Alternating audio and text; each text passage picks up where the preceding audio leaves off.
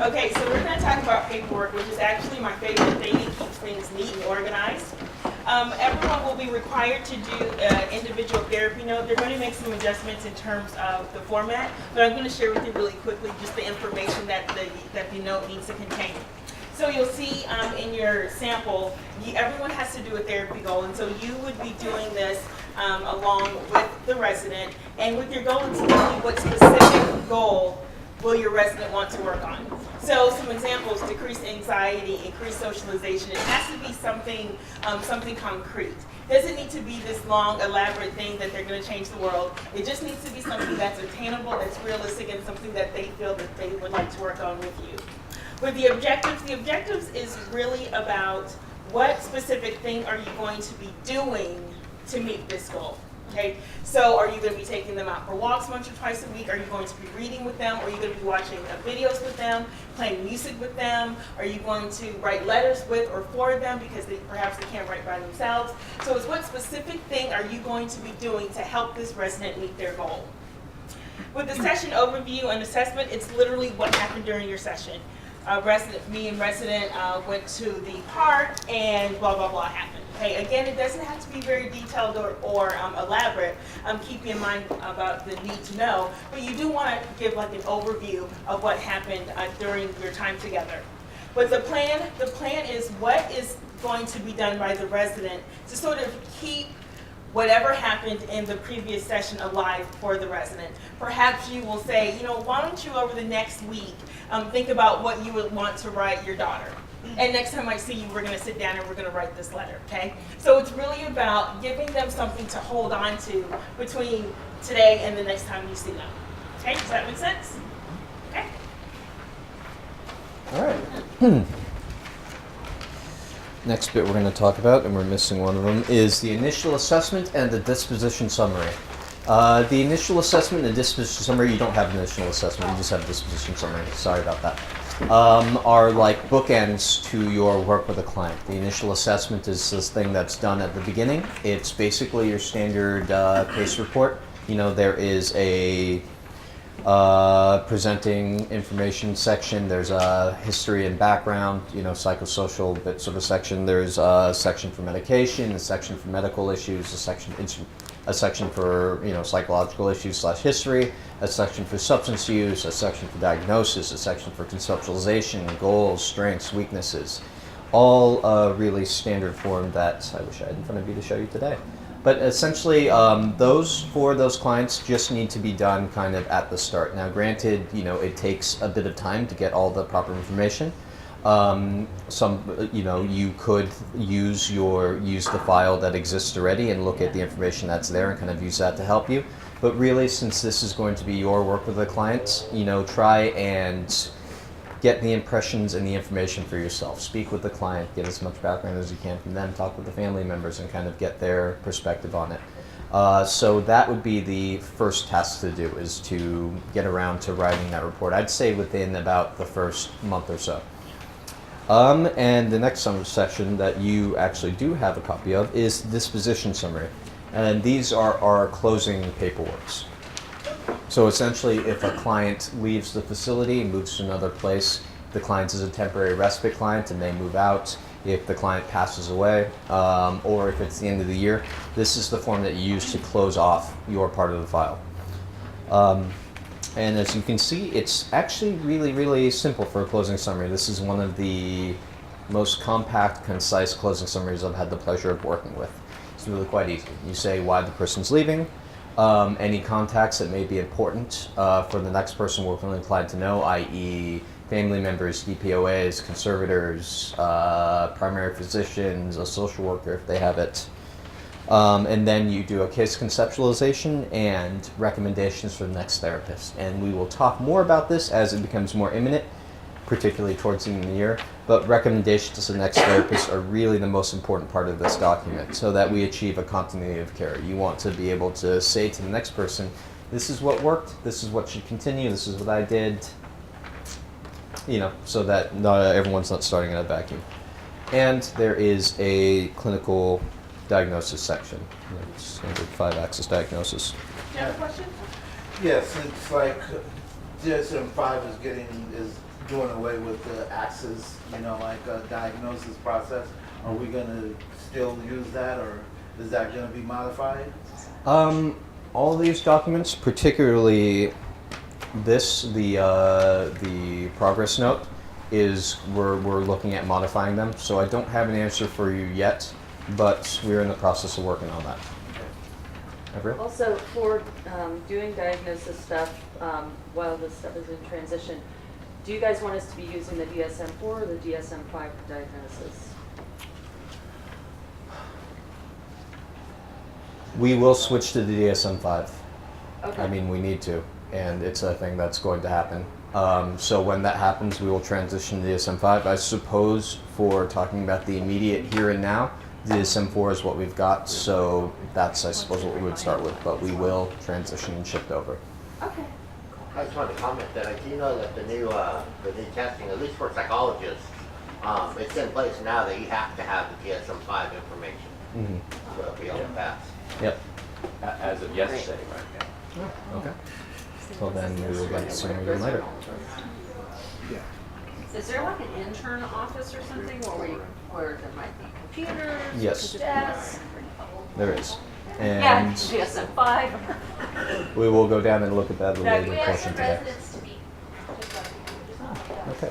All right, so we're done. Any more questions on paperwork before we move on to groups? Joanne? Hi, ladies and gentlemen. I'm the loudest one in here, but I'm the longest living. 17, 18 years I've of course. The object of your I like to share. objection, the object of your objections are here. Hey, Jed. So what are we doing here? Well, Sally and Kiri are about to give a talk on groups. Uh-oh. Oh, but I will introduce you lovely folk first. Everyone, these are some of our lovely residents. This is Joanne Bedard. The loudest one here. Jed, you are the most lovely. Out of everyone. I didn't want to say anything because I didn't want to upset Joanne or Karl, but honestly. Are you making fun of my new hairdo? No, your new hairdo's beautiful. This is Joanne Bedard. She lives over in HBC. She is a 17, wonderful, 18 years. wonderful person and a great resource for any questions that you may have about how things run around here, or Or what- they don't run. Yeah, or they don't know. She's very opinionated. This is Karl. Karl, I've been here about 3 weeks, 4 weeks. So I'm just learning the ropes. I met you the other And day. last but not least, I'm Judd Trax. I've been here for 4 years. Oh, that's not enough. And, I've got a small task ahead of me, and that is to realize Notter's dream. He has a dream too. He has a vision, and we are climbing aboard his vision for a ride into inner space. Or outer space. I'm the clown. We're not outer space yet. I said, or outer space. Joanne, I didn't give you an opportunity to introduce yourself. Would you like to tell them a little bit about you? You want to know a little bit about me? Yes. I'm a short, squatty, fat person. No, I'm here 18 years across the street. I came in at 44 years of age, and I'm now 62. And I love the place. It's my home. And everybody makes me happy here. Sue Ann and a few of the others. I am very grateful to be here. It's been my home. Before that, I was hopping around. I wasn't always in the wheelchair. I was hopping around places. I moved 14 different times until I hit here. And that goes to show you that there's some stability in me. Very little, but some. But anyway, I adore the neighborhood. I adore all the people. I know everybody out there, and they all know me. Only because I speak a lot. I'm very outgoing. I'm very personable. I'm a nut. But what goes is this has really fit my glove and foot. I'm starting to walk again, and I've learned recently that I will not be walking without somebody behind me or with me. That bugs the holy living thing. I know, because I walk so far and I have to sit. I walk so far and I get wobbly and I shake. I shake a lot. I just adore this place, and I'm hoping you will all adore being here. If you need any help, come to me. I'll shake the boots for you. Won't I? Absolutely.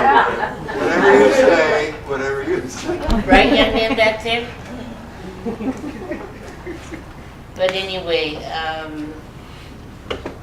I think you'll love it here. Not everybody talks like I do, but that's the breaks. You got me, you got nobody else. I bet there. I'm just grateful to be here. A little bit about me, I'm a twin. He's a retired policeman of 30 years. I have an older sister and an older brother. We're 4. And my sister's recently widowed. But she still keeps track of me and comes over a lot. She took me out yesterday. It's a world that I've loved. I didn't know this existed. And when I came here 17, 18 years ago, I said, wow, this is my fit. I've always been amongst older people. I did volunteer work at Laguna Honda, Heart Association, Cancer Society, RSVP. I was always with older people. So, it's kind of my niche. And I'm very happy to be here. I hope you'll all be happy to be here with us. If you have any problems, come to me. I know the ropes. You're like also the mayor And the ambassador. and the ambassador. Yes, who was that, Suyan? Shh. Karl, you want to introduce yourself? Sure. My name's Karl. I've been here about 3 weeks, 4 weeks. I had a 30-year career in IT, and 7, 8 years ago, I went and opened up a medical cannabis dispensary because I'm a cancer survivor and an HIV survivor. And about a year ago or more, I had a collapse. I don't remember. I've been in 3 or 4 different institutions prior to coming here, but I don't remember any of these. So I apologize to everybody all the time. Don't because apologize. I don't know if I hurt them or did something to cause them problems. I don't want to be a burden. And, I'm here now trying to recreate my life with hope, because I went and opened up the dispensary because I've been told that I should be dead by now, okay, by many doctors. Okay? Don't listen to the doctors. And so now I'm here and I'm trying to create hope and happiness and desire and destiny again in my life. And that's what I'm working on. May I say that you created a lot of beauty in the group. When we had some art materials, some scarves and things, you were just so beautiful in the weavings of the colors and putting it on everyone's neck. I mean, your gifts are beautiful, and welcome here, and please, hope you come back for the convention. I will. He's playing some mean game of poker too. If anything, Joe, like, Karl, you can ask him. I'm trying to teach him how. Hi, Ted. As you already know, the mayor here has the common touch. She can talk to anybody. And she talks to everybody in the park and everybody. That's I'm what not we get afraid of out. anybody. What? I'm not afraid of anybody. Well, I'm afraid of you, but. I know you are. You don't even remember dating me, Judd. That scared me. Way back. She's the power in this community. We have here the beginning of an international community of lovers. We believe in one another. The next step is for you to help us help one another the way you wish to help us. And we know we're guinea pigs, but you're guinea pigs too. Excuse so me? you study us and we'll study you. Excuse me? No, you guys are the guinea pigs and we're the neophytes, right? What? We're Yes. the neophytes, and you guys are the guinea pigs. Nevertheless, That's something you said earlier. Well, I'm a funny-looking guinea pig, but I'm glad to be here. I expect to be here for the rest of my life. I'm schizophrenic, and you know that means I have up and then down, and up and then down. And when I'm up, I'm pretty good. when he's When I'm down, down, he's I'm terrible. terrible. I'm bipolar, I do the same thing. But I swing from up to will you up. please shut up?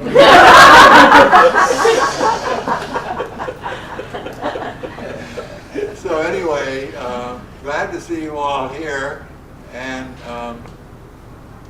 I hope you enjoy your time here. It won't be easy, because it won't be easy for you to relate humanly at the same time that you're analyzing us and picking us apart and deciding how to treat us as though we were, as I said, guinea pigs. We love you.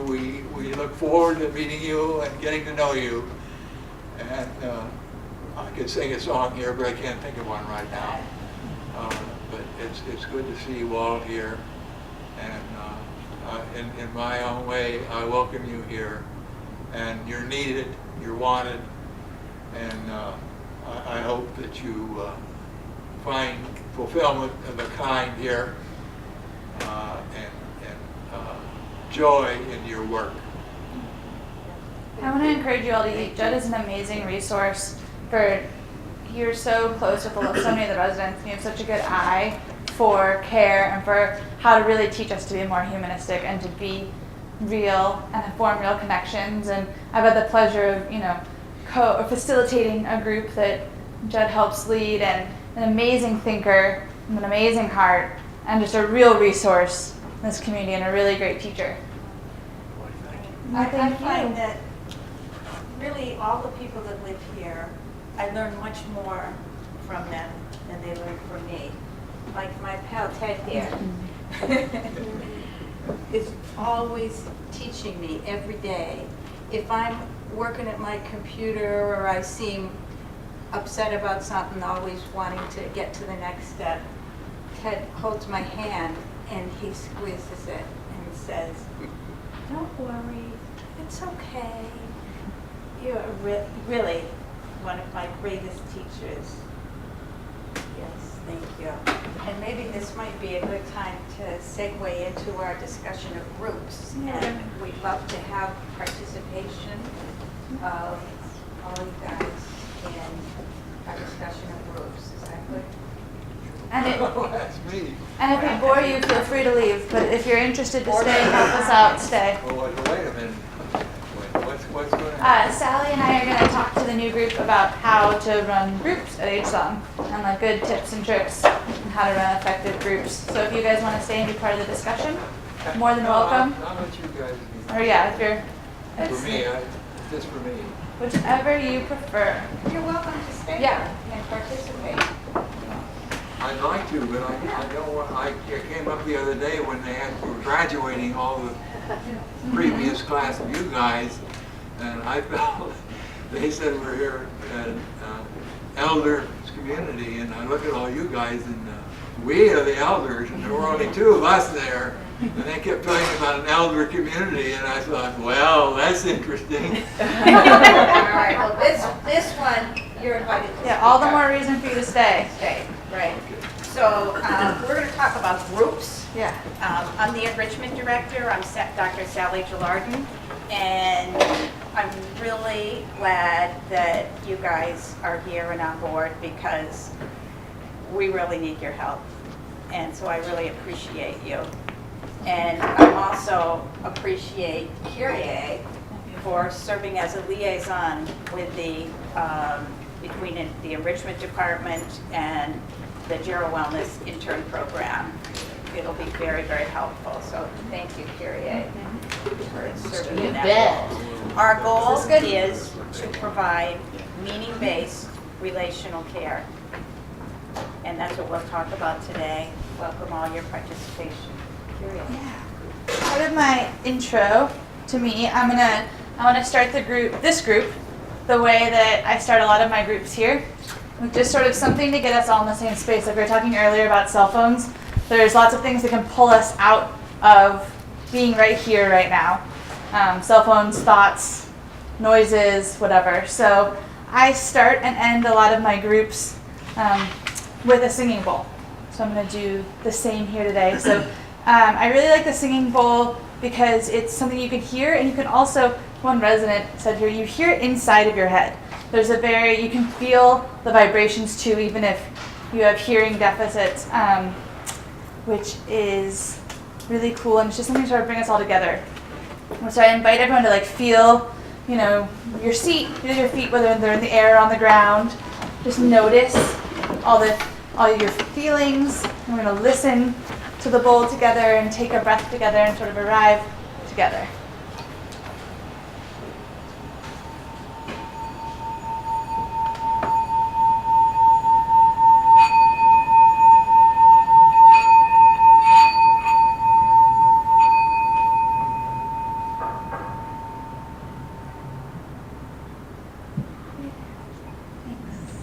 Nice. Welcome.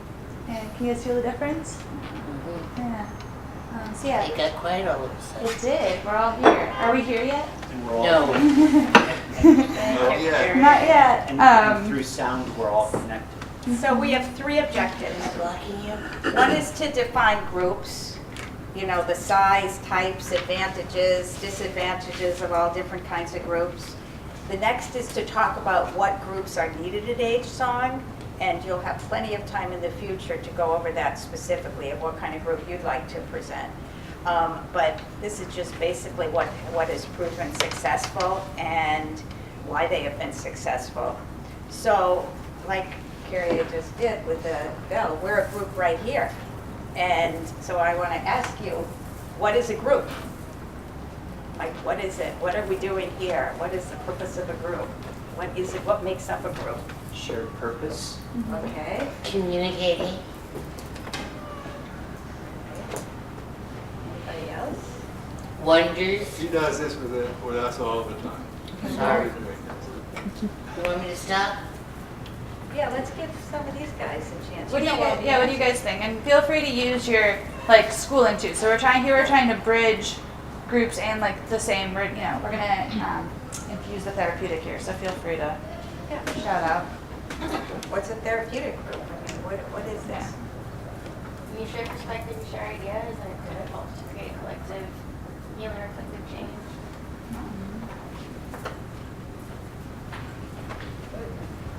Hearing stories about each other.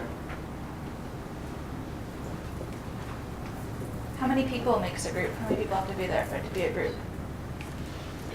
2 or more. Okay, there are 3.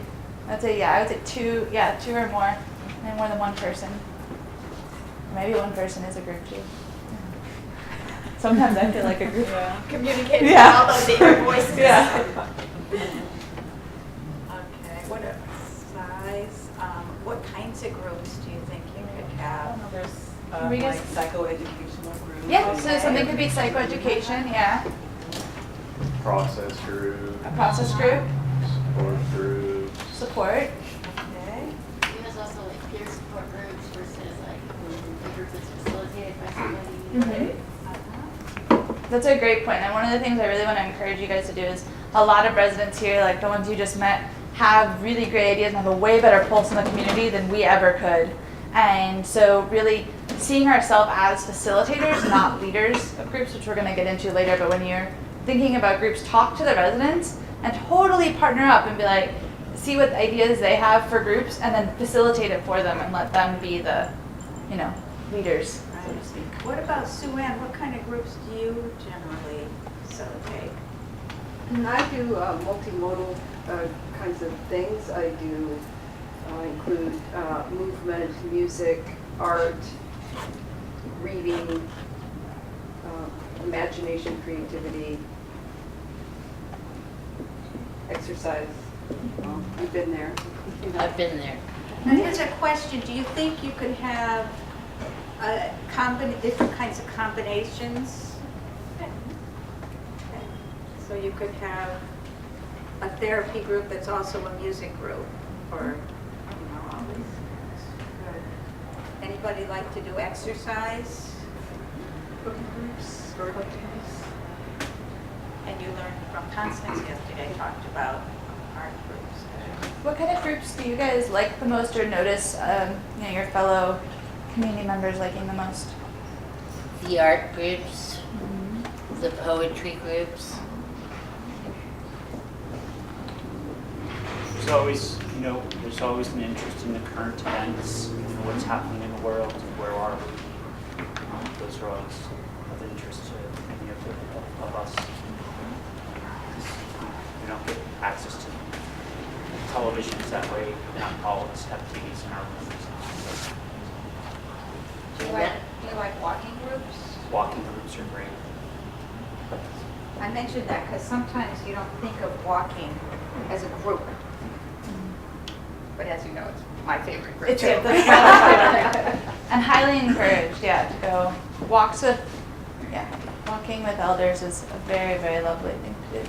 Kyrie, why are groups so important here at AgeSong? Why don't we just meet with residents individually?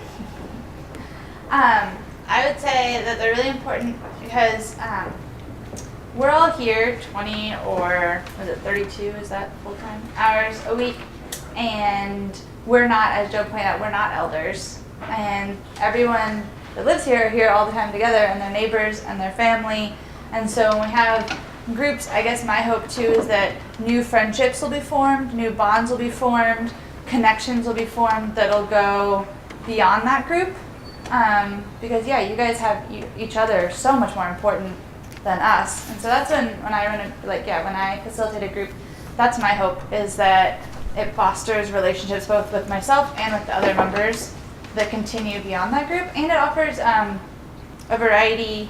You guys will hear me talk a lot about this, the care mapping we'll be doing next year a lot, and I'll be bringing it up each week in our weekly meeting, looking at, it's an evidence-based measure for person-centered care, and it talks a lot about, in populations with forgetfulness, a variety of activities and a level of engagement in the activity is highly, highly important to well-being and a high level of care.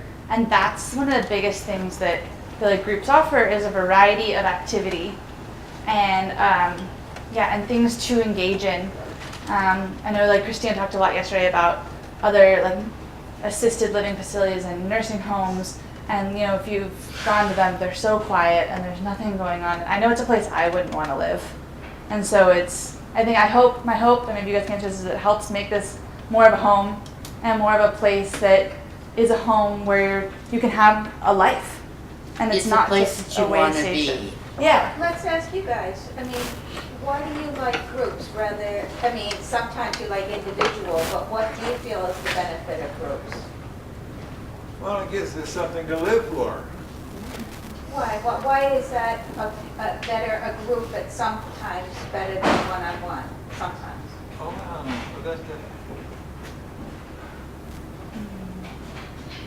better than one-on-one? No, I wouldn't say better than one-on-one, Well, but Why do you need both, maybe? Why do you need both? Yeah, why do we need both one-on-one interaction and group and the groups? well, we need groups which are co-led or led by residents. I co-lead 2 groups, World Music and I Love, Care, and Responsibility. I made that title up myself, and I got a staff member to join me in establishing a group based on that.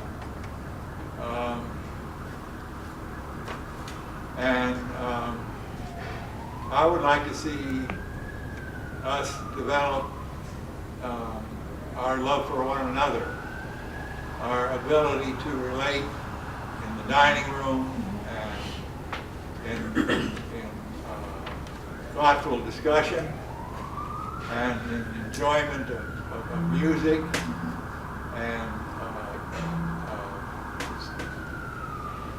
with people, persons that care about the same things that we do. Good, thank you. Jojo, what about you?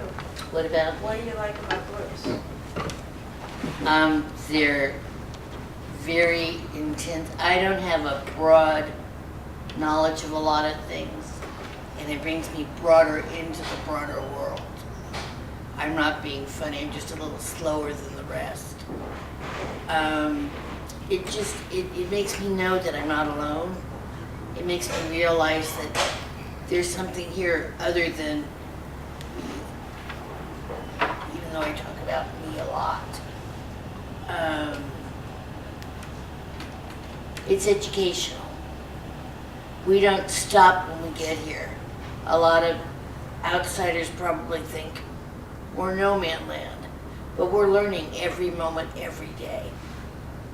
And it's very hard to live with people as a group, because I started out as a twin, so I always had an extra sidekick.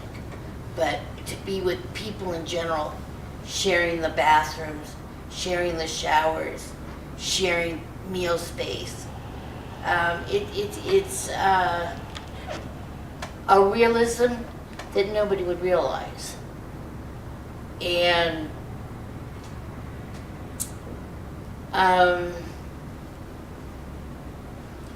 this is my world. I've been here 18 years, and it's fit my shoes, it's fit my, everything is pretty much done for me, which I don't like, but it has to be this way now. And it's a world that we live in. The outside world we see, but we don't live it.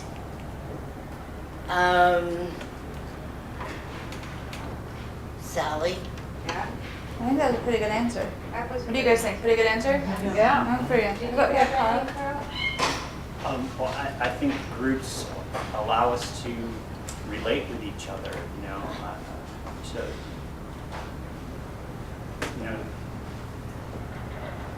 the loneliness that we all have in ourselves gets to go away for a period of time, you know, because we have other people that we're doing things with, whether it's just talking or learning or doing art or music. It's just a way that we feel connected, and that's why groups are important. Whether they be political groups or there's a gay and lesbian group that meets on certain days of the week. I'm asking, my memory doesn't allow me to remember. That's why I have a calendar. That's how we have schedules everywhere, yeah. You know, but, you know, so it allows us to have those relationships and those connections around those purposes and values. That's good, thank you. So, and that's a perfect segue into the next Can I little. add to what Karl's saying there? Is that Go, yeah. because you participate a lot in groups that are not led by interns. Like last night when I came to see you, it was, what was it, a poker group? Yes. Just residents. And I love that. yeah, so it's something that I've noticed a lot, that Yeah. groups beget groups, and that, you know, it's something that seems to have a lot of value, whether it's led by residents or not. It started out with just John and I, you know John? And then people joined us. And then we play a poker game on, used to be Tuesdays, I don't know what it is, in the afternoon. It's you're having fun, nobody's watching your P's and Q's, and it's just enjoyable and makes your mind work. I'm slow on a lot of different deals, but it's fun. It's fun to be a part of a group that we created, not the house created.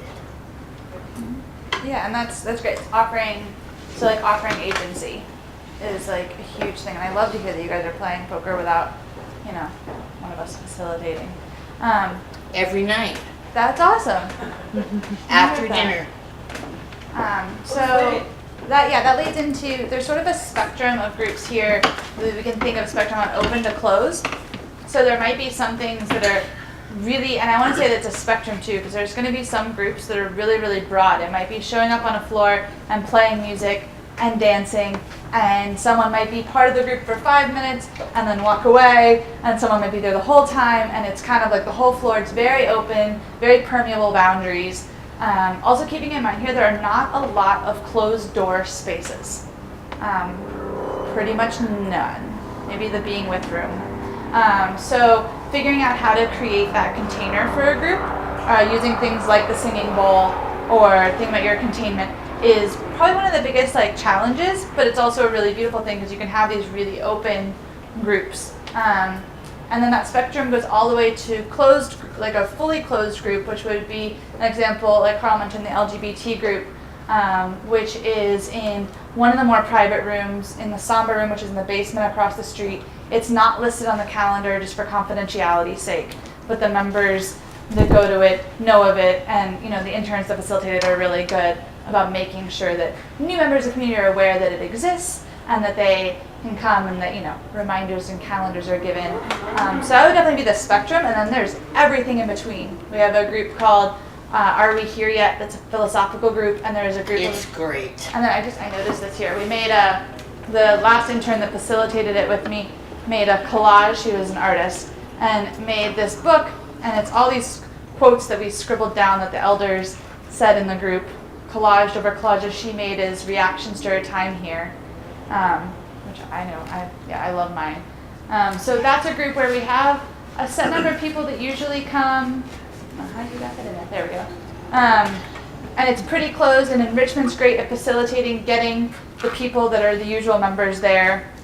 And it's open in the sense that new members can come in, but it's also a very specific group. People that come to that want to discuss the bigger life existential issues, and it's a place where we welcome lots of ideas and we ask questions looking for as many different answers as possible. So someone that's interested in that comes to that group for the hour. It's more structured. It is very wonderful. It's a fabulous group. It's so fun. It's a fun, fabulous group. You just can't imagine. Before I hit that group, I said, where has this been? Right? Me too. I really, really enjoy my time in that group. To different things, yeah. So there's a whole spectrum there, and keeping that in mind when you're crafting. And then on the opposite side of the spectrum, you may have a group where there are people who don't use words that much.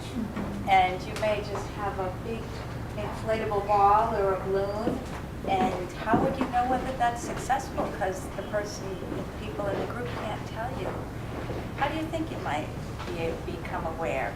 If I threw a ball to you, how would you know whether? If there was a reaction and... What kind of a reaction would tell you it was successful? Well, probably a smile. Smile. And even if they just stay in a room and they're like liking what they're doing, but if you see people kind of walk away and they're done, then it's okay, maybe this is what you want to do right now. Right, that's right. Nobody's forced in anything. Yeah. Everything is choice. COICE. Exactly. Nothing is pushed upon you. And whatever you want to go to, you can go to. Whatever you want to do, you can do. I spend some time coloring on my own. I love to color. But I'm always out. Out and about, out in front, out in all the groups. I know everybody in the neighborhood, and I'll get you to know everybody in the neighborhood. And it's really, whether a group is successful depends on the perception of participant. Who else? Facilitator. In my group, I have Vincent, who you know, has been for almost a year now co-leading love, care, and responsibility. And I look at this as a step in the right direction. And we work together on it. We're friends. I've lost him now because he's now working in a different capacity in administration with you guys. But I'll have somebody else to share. And sharing is very important. Sharing on an equal basis. Jefferson was way wrong when he said it posited equality. We're not equal, but that's a goal to attempt to achieve. It isn't a goal that we already have. It's something that we work to achieve, equality and respect and love together. There's Vincent over there now. He's going to get a book for me to read. I was kind of floundering once, and he made a suggestion of a book to read by Murakami, a novelist, and I read it, and I was very, very happy to have read it, and for him to suggest that to me as a friend.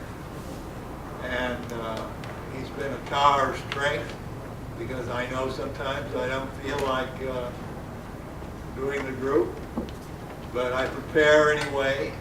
And then when I get there, and he's there, and some people do come,